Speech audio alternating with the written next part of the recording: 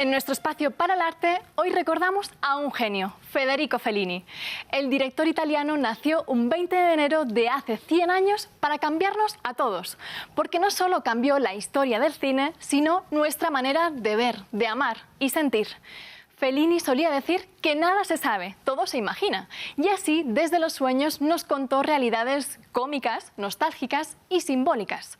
Su cine no era autobiográfico, pero tenía mucha confesión de infancia distorsionada. Un gusto por el circo, las bajezas, la iglesia, las mujeres y Roma. La Strada o Amarcord o Dolce Vita son algunas de las ilusiones de un maestro que empezó a soñar desde Rímini, su ciudad del Adriático.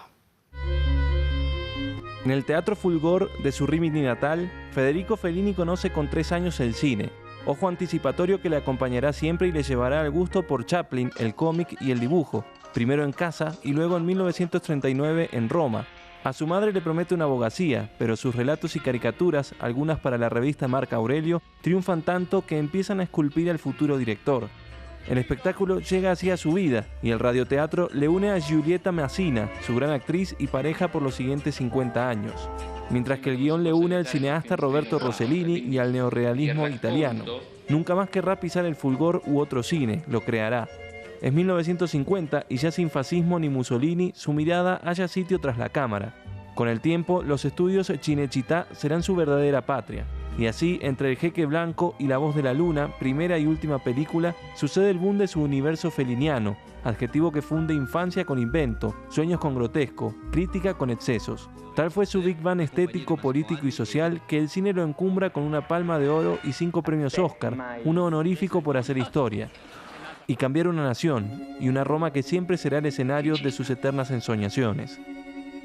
Para desentrañar su figura y cinematografía nos acompaña Gerardo Sánchez, director del programa español Días de Cine, cinéfilo y coleccionista de películas. Saludos, Gerardo, gracias por estar con nosotros.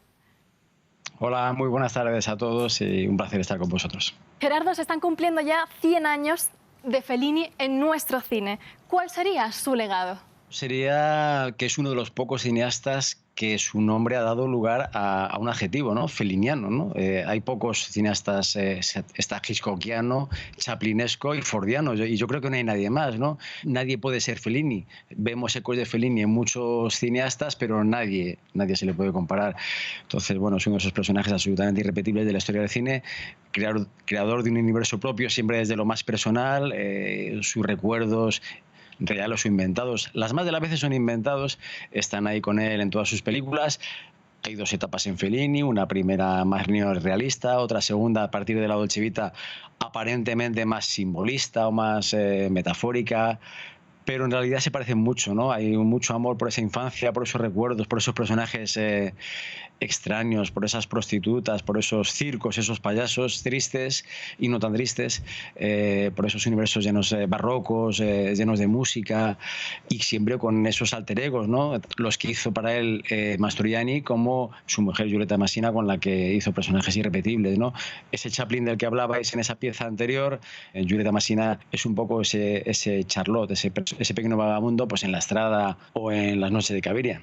Precisamente los personajes que acabas de sacar a la luz, por ejemplo, como la Saraguiña de 8 y medio, esa figura y esa retórica sobre el sexo, ¿podríamos decir, Gerardo, que entonces los personajes son el pilar central feliniano en lugar de esa gran historia?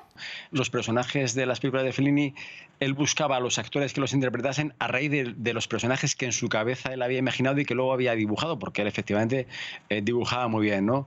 Entonces es una sensación extraña porque, bueno, él es creador, como he dicho antes, de un mundo propio como pocos cineastas han hecho.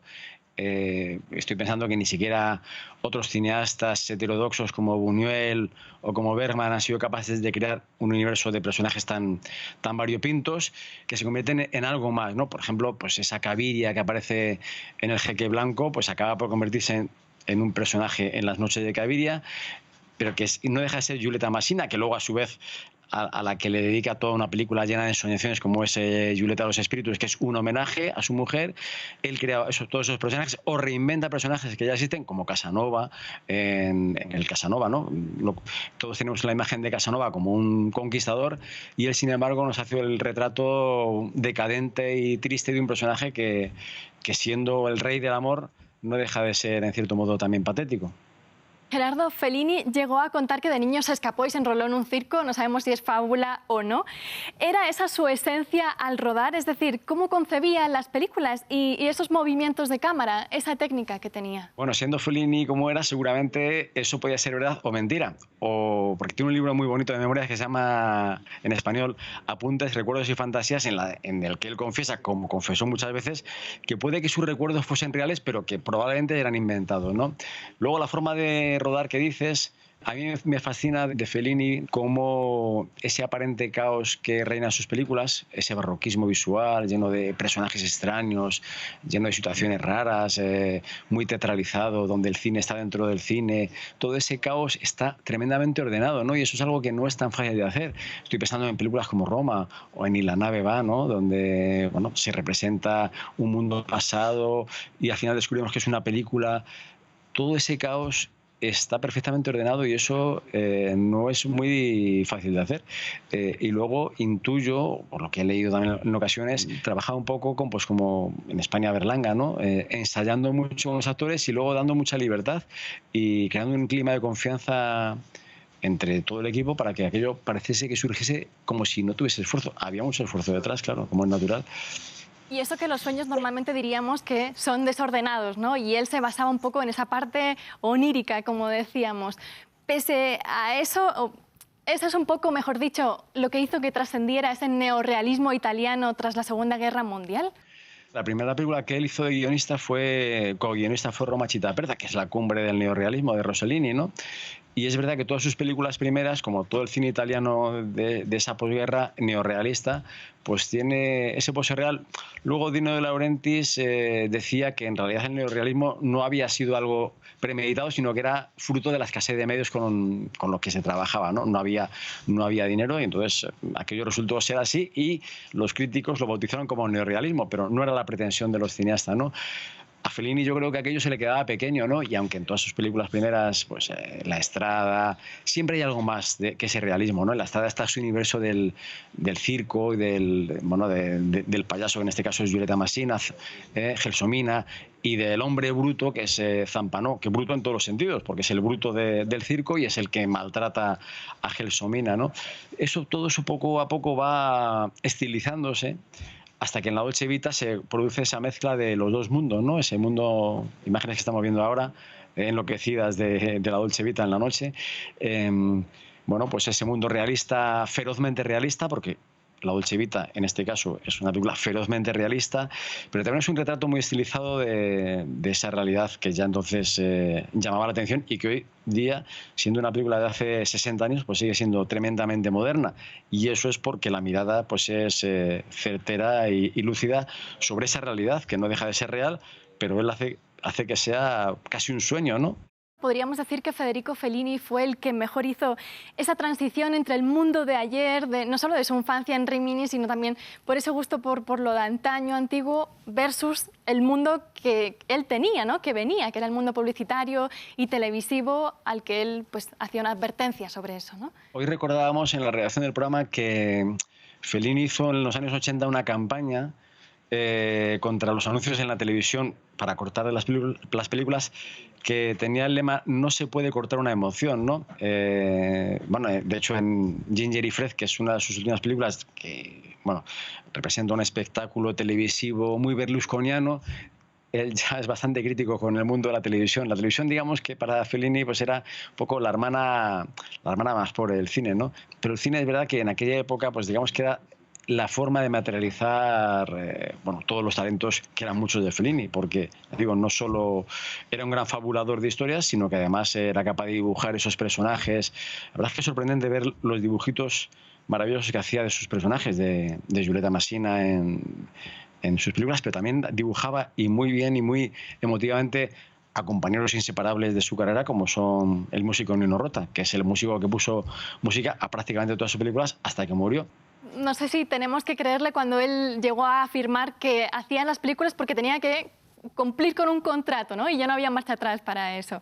¿Crees que era así o era más esa pasión de toda una vida de sensibilidad y de arte, ¿no?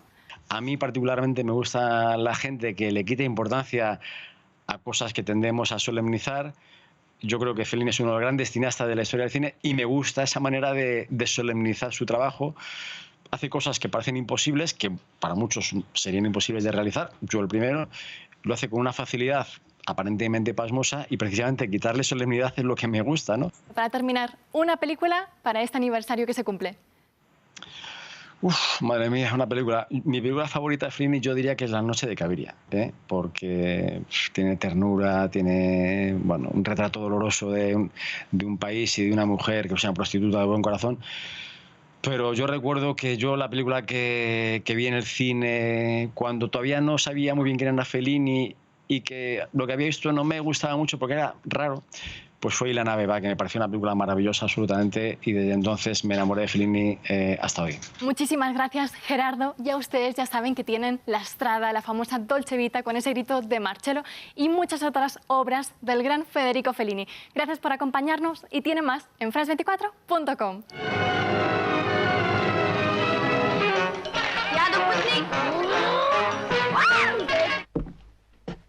Vediamo. Tu sei la prima donna del primo giorno della creazione. Ma che devo fare? Dimmi tu quello che devo fare. Campanò è arrivato. Chi è quella negretta? È una sorpresa che ti abbiamo fatto. Vieni dalla Vai. Non te la